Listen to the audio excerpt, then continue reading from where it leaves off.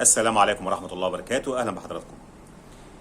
مركز المعلومات ودعم اتخاذ القرار ده تابع لمجلس الوزراء أعلن عن حصيلة بيع مصر لحصص في 17 شركة حكومية من مارس 2022. سجلت الحصيلة كام؟ 5.7 مليار دولار. ده طبعا بخلاف صفقة رأس الحكمة. احنا بنتكلم في الشركات اللي اتباع فيها حصص تابعة للحكومة. مين اللي كان ليه نصيب الأسد في الشركات دي؟ مين اللي اشترى في الشركات دي؟ وعدد الشركات اللي اشتراها كام؟ هقول لكم بالتفصيل. شركة أبو ظبي القابضة اللي هي ADQ دي استحوذت على 8 شركات مقابل كام؟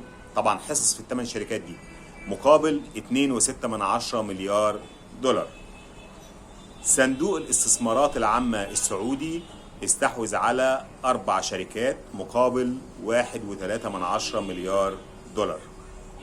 مجموعة طلعت مصطفى دي مصرية، طبعا شركة مصرية، استحوذت على شركة واحدة مقابل 800 مليون دولار. شركة جلوبال للاستثمار الإماراتية استحوذت على شركة واحدة مقابل 625 مليون دولار. شركة عز، مجموعة أحمد عز، استحوذت على شركة واحدة مقابل 245 مليون دولار. مستثمرين في البورصة، طبعا في شركات تبع الدولة ليها حصص في البورصة المصرية. المستثمرين اللي في البورصة دول أو مجموعة من المستثمرين اللي في البورصة استحوذوا على شركة واحدة مقابل 128 مليون دولار. شركة الأصباغ الوطنية القابضة الإماراتية استحوذت على شركة واحدة مقابل 17 مليون دولار. دول عدد الشركات. طبعا ده بخلاف صفقة راس الحكمة اللي استحوذت عليها الإمارات مقابل 35 مليون دولار.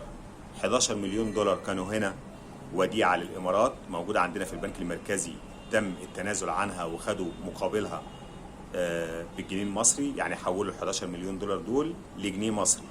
كده أول 11 مليون دولار. ال 24 مليون دولار اللي باقيين الحكومة أو الإمارات دفعتهم لمصر على أقساط وخلاص خدناهم. يعني كده ال 35 مليار دولار بتوع صفقة رأس الحكمة بخلاف ال 5.7 مليار دولار اللي احنا بنتكلم عنهم دول.